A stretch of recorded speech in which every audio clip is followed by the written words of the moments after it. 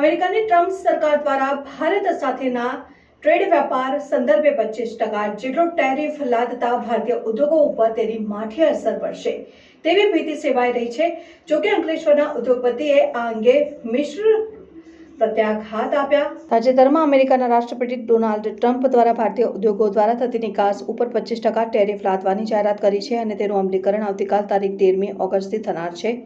આ અંગે અંકલેશ્વરના ઉદ્યોગ જગતમાં સ્વાભાવિક રીતે ચિંતા જન્મે કેમ કે સ્થાનિક ઉદ્યોગ કરોડો રૂપિયાની નિકાસ યુએસએમાં કરતા આવ્યા છે। ટેરિફ લાદવાથી ભારતીય પ્રોડક્ટ મોંઘી થશે અને તેની અસર નિકાસ ઉપર પડશે। જોકે અંકલેશ્વરના ઉદ્યોગપતિઓએ એવી આશા વ્યક્ત કરી છે કે આની અસર થોડા સમય પૂરતી અસહ્ય બનશે। લાંબા ગાળે ટ્રમ્પ સરકાર સામે તેમની જ પ્રજાજનો મોંઘવારીના મુદ્દે અવાજ ઉઠાવશે। બેશક ભારતીય પ્રોડક્ટ મોંઘી થશે અને તેની અસર નિકાસ ઉપર પડશે, પરંતુ અન્ય દેશોના વિકલ્પો મોજૂદ હોય જ છે। જોતા રહો ભારત ટાઈમ્સ ન્યૂઝ। આ જે ગઈકાલે આ ટેરિફ વોરના ભાગરૂપે એક 10% 12%ની જગ્યાએ 25% ટેરિફ લગાવવામાં આવેલું છે, એના કારણે તાત્કાલિક અસરથી ચોક્કસ આપણને નુકસાન થશે કે અહીંથી જે આપણે એક્સપોર્ટ કરીએ ભાવ એના રાખીએ તો ત્યાં જતો 10ની જગ્યાએ 25% લાગે એટલે ત્યાંની પબ્લિકનો મોંઘું પડવાથી ખરીદીનો પાવર ઘટે।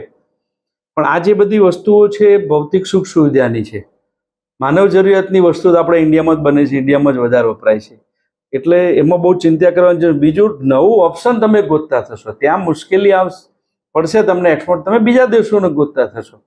આપણે ઉદાહરણ લઈ લઈએ, કોરોના ટાઈમે આપણે શું કરશું આવી ચિંતા હતી, પણ ભારત સરકારની કુનેહ અને ઉદ્યોગોના વિચારો અને પબ્લિકનો સહકાર, આ ત્રણથી આપણે આને જીતી શક્યા। બસ આ સેમ છે મિત્રો, કોઈ ટેન્શન લેવાની જરૂર નથી।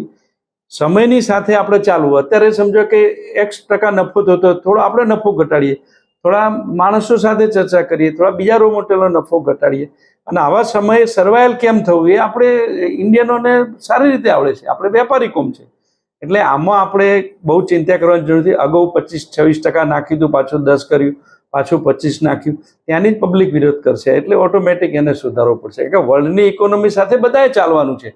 એમ 25% વધારી દેવાથી પરમિનન્ટ એમને ફાયદો થશે એવું એમનો વિચાર ખોટો છે, અને આપણે હિંમત રાખીને વધારે માર્કેટ મેળવવા, બીજા માર્કેટ મેળવવા આપણા પ્રયત્નો કરવા।